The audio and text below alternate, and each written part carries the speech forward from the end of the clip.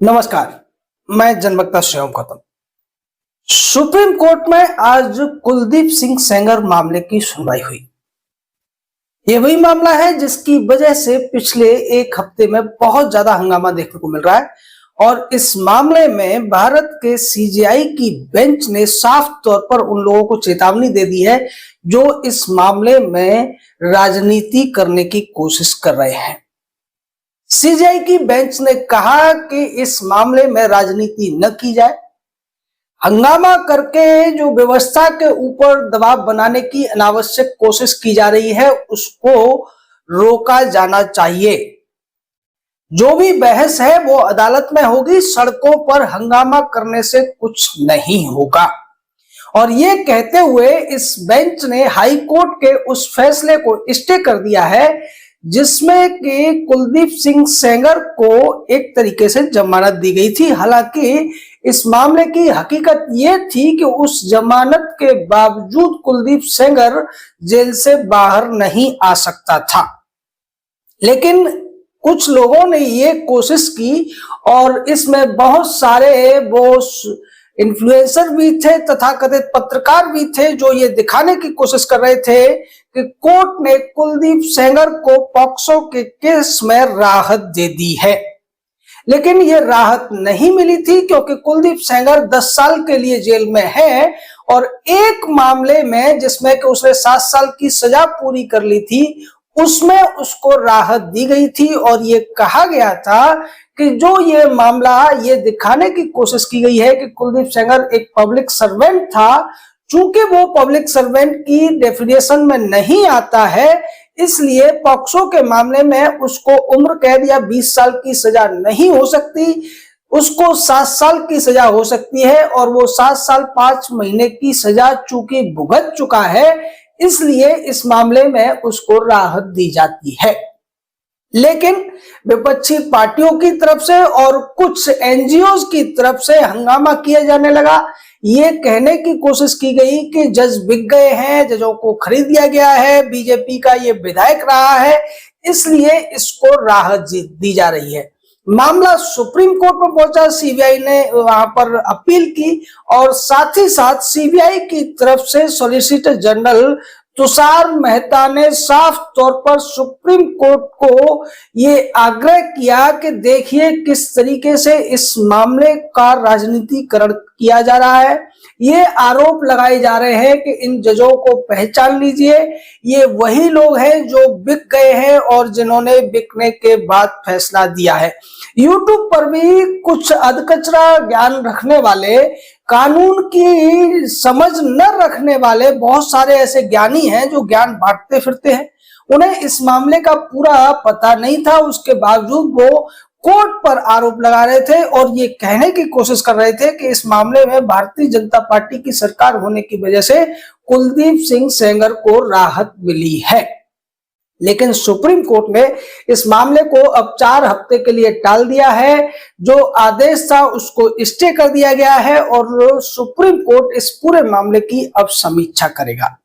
मामला क्या है अब आप उसको विस्तार से समझ लीजिए। कुलदीप सिंह सेंगर पर एक पॉक्सो का केस लगा हुआ है जिसमें उसने पीड़िता के साथ रेप करने किया और उसके बाद पॉक्सो के मामले में जो सेशन कोर्ट थी उसने कुलदीप सिंह सेंगर को 20 साल यानी कि उम्र कैद की सजा दी थी। उम्र कैद की जो सजा होती है वो 20 साल तक भी हो सकती है और उससे ज्यादा भी पूरे लाइफ के लिए भी हो सकती है। ये पॉक्सो के सेक्शन 5 और 6 का मामला बनाया गया था, जबकि कुलदीप सिंह सेंगर के वकील ने दलील ये दी थी कि चूंकि वो विधायक तो था और विधायक जो होता है वो पब्लिक सर्वेंट की कैटेगरी में नहीं आता है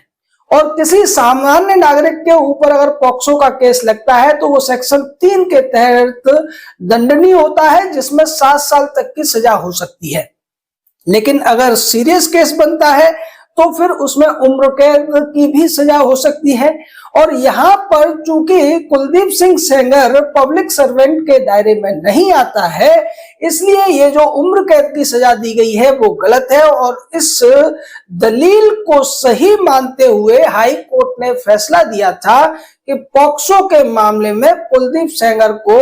अगली कार्रवाई तक के लिए राहत दी जाती है। इसका कतई मतलब नहीं था कि कुलदीप सेंगर जेल से बाहर आने वाला था, क्योंकि कुलदीप सेंगर को उसी पीड़िता के पिता की हत्या के आरोप में 10 साल की सजा हो चुकी है और वो उस सजा को भुगत रहा है। तो 7 साल की सजा उसने पूरी की थी, अभी भी उसे 3 साल और जेल में रहना था, लेकिन पूरे देश में ये हंगामा मचाया गया और तमाम अखबारों से लेकर मीडिया चैनलों तक में ये दिखाने की कोशिश की गई कि कुलदीप सेंगर छूट गया है। और पीड़िता हो और पीड़िता के नाम पर राजनीति करने वाले तमाम जो एनजीओ गैंग थे वो सक्रिय हो गए और वो पूरी तरीके से सड़कों पर उतरकर हंगामा करने लगे, जिसको लेकर आज सीजीआई ने साफ कर दिया है कि इस तरीके से व्यवस्था के ऊपर दबाव बनाने की गंदी राजनीति बंद करनी पड़ेगी। बहस जो होनी है, जो अपील होनी है, वो कोर्ट में हो सकती है। अगर आपको लगता है कि कोर्ट का फैसला गलत है तो आप हायर कोर्ट यानी सुप्रीम कोर्ट में अपील कर सकते हैं, लेकिन इसका मतलब ये नहीं कि आप बिना तथ्यों को समझे हुए सारे के सारे फैसले सड़क पर ही बिना कुछ जाने हुए करने लगेंगे। तो ये बहुत बड़ा तमाचा कह सकते हैं, बहुत बड़ा एक प्रहार कह सकते हैं उन लोगों के ऊपर जो कि तथ्यों को जाने बगैर, उनकी तह में जाए बगैर ही फैसले करने पड़ते हैं। लेकिन दूसरी चीज सामने एक और आती है कि इस मामले में चूंकि सत्ताधारी पार्टी से जुड़े हुए व्यक्ति का था, लोग हंगामा करने के लिए सड़कों पर उतर आए और ऐसा दिखाने की कोशिश की कि भारत में जो हाई कोर्ट है उनके जज बड़ी आसानी से बिक जाते हैं, जबकि पहले ही दिन से इस मामले में तथ्य उजागर हो चुके थे। फैसले में साफ तौर पर बताया गया था कि किस तरीके से और किस वजह से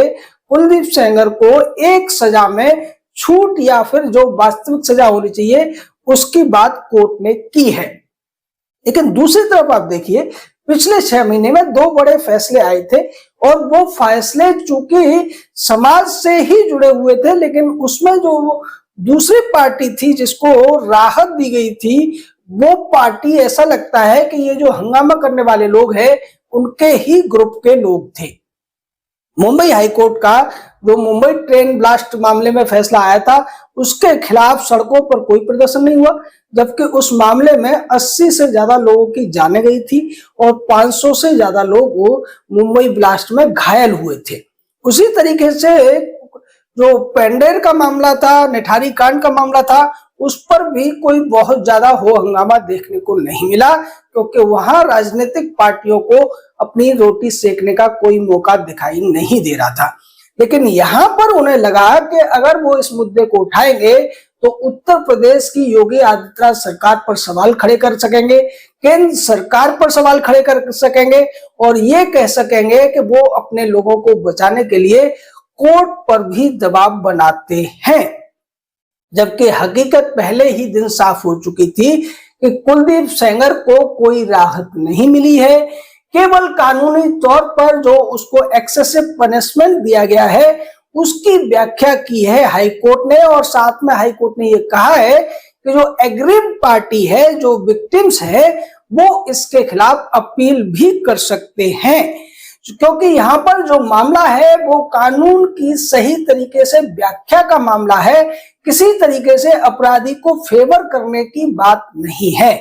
और अगर कानून को सही तरीके से देखते हुए किसी अपराधी को भी राहत मिलती है तो उस पर सवाल नहीं उठाए जा सकते हैं। सवाल तब उठ सकते हैं कि जज अपनी मनमानी करते हुए, कानून की मनमानी व्याख्या करके किसी अपराधी को अगर सजा से मुक्त करता है, सजा से बचाता है या अननेसेसरी बेल देने का काम करता है, तब जनता का सवाल उठाने का पूरा अधिकार है, क्योंकि जनता ही सर्वोपरि है। ऐसा लालू यादव के मामले में हो सकता था, ऐसा राहुल गांधी के मामले में हो सकता था, ऐसा केजरीवाल के मामले में हो सकता था, लेकिन तब ऐसा नहीं हुआ, क्योंकि ये लोग तो उसी एनजीओ गैंग के साथी हैं या फिर उसी से संबंधित लोग हैं। यानी यहां सेलेक्टिवली चीजों का जो एक खाका तैयार किया जाता है, नैरेटिव बनाए जाते हैं और उसके माध्यम से जब से ये फैसला आया था 23 दिसंबर को, तब से ही ये दिखाने की कोशिश की जा रही थी कि किस तरीके से हाई कोर्ट के जज ने कुलदीप सेंगर को बचाने के लिए रिश्वत ली है, सेंगर के लिए वो जज बिक गए हैं और आज उस पर सुप्रीम कोर्ट की जो सख्त टिप्पणी है उससे उन लोगों को बड़ा झटका लगा होगा, क्योंकि अब उनकी जो राजनीति का ये खेल चल रहा था उस पर पूर्ण विराम लगता हुआ नजर आ रहा है। क्योंकि सुप्रीम कोर्ट की टिप्पणी के बाद भी अगर वो इस मामले में कुछ भी गलत करने की कोशिश करते हैं तो फिर उनके खिलाफ कार्रवाई भी हो सकती है और होनी भी चाहिए। जैसा कि हम बार बार कहते रहे हैं कि भारत के लोगों को अदालत के फैसलों की समीक्षा करने का पूर्ण अधिकार है, लेकिन उसके लिए कुछ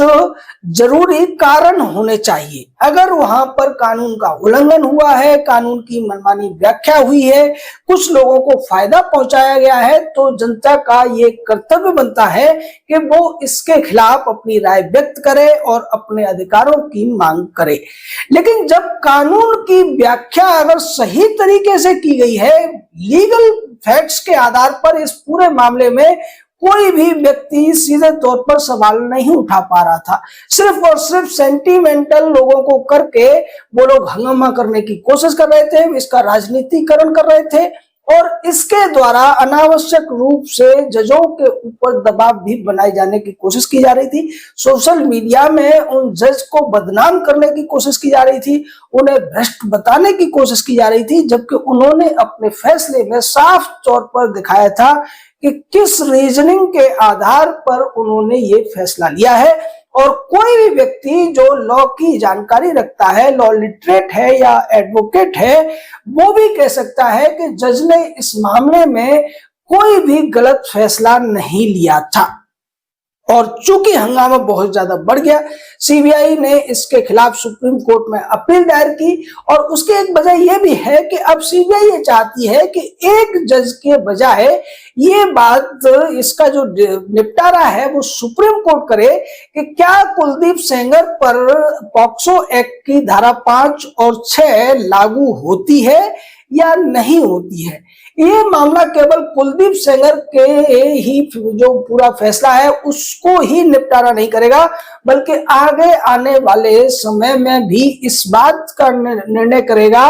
कि पब्लिक सर्वेंट की कैटेगरी में आगे से कौन लोग आएंगे। अगर इस मामले में सुप्रीम कोर्ट ये राय देता है कि कुलदीप सेंगर पब्लिक सर्वेंट के डेफिनेशन में आता है, तो फिर आगे से जो विधायक है, जो सांसद है या फिर जो लोकल कॉर्पोरेटर भी होंगे वो भी इस परिधि में आ जाएंगे। और ऐसा होने से जो अपराध एक सामान्य व्यक्ति करता है उन लोगों के ऊपर ज्यादा कड़ी सजाएं भी लागू हो जाएंगी। क्योंकि जो रेप का कानून है उसमें अगर व्यक्ति इन्फ्लुएंसर है, पब्लिक सर्वेंट है, पुलिस का अधिकारी है या कोई इसी तरीके का रुतबेदार व्यक्ति है, तो सामान्य व्यक्ति को अगर 7 साल की सजा है तो उस व्यक्ति के लिए सजा का जो दायरा है वो बढ़ जाता है। ऐसा कई अन्य अपराधों में भी है। तो ये जो मामला है इस दिशा से भी बहुत ज्यादा महत्वपूर्ण हो जाता है। और अब सुप्रीम कोर्ट ने चूंकि 4 हफ्ते के लिए इस सुनवाई को आगे के लिए टाल दिया है, तो मामला शांत होता हुआ दिखाई दे रहा है और अब दूध का दूध और पानी का पानी भी होता हुआ दिखाई दे रहा है। हालांकि बहुत से लोगों ने इस केस में जो कुछ हाईकोर्ट ने कहा था उसको सामने रखने की कोशिश की थी, लेकिन चूंकि लोग बहुत जल्दी गलत चीजों को स्वीकार कर लेते हैं और तर्क को स्वीकार करने में लोगों को एक लंबा समय लगता है। अब लेकिन इस तर्क के लिए सुप्रीम कोर्ट की टिप्पणी भी सामने आ गई है। सुप्रीम कोर्ट ने साफ कर दिया है कि इसमें जो कुछ भी हुआ है कोर्ट उसको बारीकी से देखेगा और जो पीड़ित पक्ष है उसको भी ये अधिकार है कि वो अपनी बात, अपने जो ऑब्जेक्शंस हैं, अपने जो उनको लगता है कि इस मामले में गलत हुआ है, वो सारी चीजें कोर्ट के सामने पेश करे। सीबीआई भी अपनी तरफ से सारी चीजों को रखेगी और कुलदीप सेंगर के वकील को भी वहां पर अपना पक्ष रखने का मौका दिया जाएगा। इसमें कुछ भी गलत नहीं है, क्योंकि हमारे देश की प्रक्रिया ही यही है कि कोई भी व्यक्ति कितना भी ज्यादा बड़े अपराध में आरोपित क्यों न हो, उसको भी अपनी बात रखने और कानून के प्रश्न उठाने का मौका दिया जाता है। आतंकवादियों को भी ये मौका दिया जाता है। तो फिर इसमें राजनीति करने की कोई जरूरत नहीं है। और अब इस राजनीति पर चूंकि सुप्रीम कोर्ट की टिप्पणी आ गई है, तो शायद उन लोगों को थोड़ी बहुत शर्म आएगी और वो जो हंगामा पिछले 1 हफ्ते से कर रहे थे उसको रोकने की कोशिश करेंगे। आपका इस पूरे मामले पर क्या कहना, अपनी राय दीजिए। हमने आपके सामने सारे तथ्यों को रख दिया है, आप खुद तय कीजिए कि क्या हाई कोर्ट के जज ने इस मामले में गलती की थी, और अगर गलती नहीं की थी तो ये जो ज्ञानचंद ज्ञान बांट रहे थे, जिनको पूरे मामले की जानकारी नहीं थी, या फिर वो उस पूरे मामले को जानना ही नहीं चाहते थे और उसकी वजह से लोगों के बीच में गलत खबरें फैलाई गई, ये गलत संदेश दिए गए कि हाई कोर्ट के जज ने बीजेपी के प्रभाव में आकर ये सब फैसले लिए हैं। सुप्रीम कोर्ट की दखलंदाजी के बाद, सीबीआई की अपील के बाद इस मामले में एक बड़ा विराम लगता हुआ नजर आ रहा है। आपकी राय हमारे लिए महत्वपूर्ण है, हमारे साथ जुड़े रहिए। जय हिंद, जय भारत।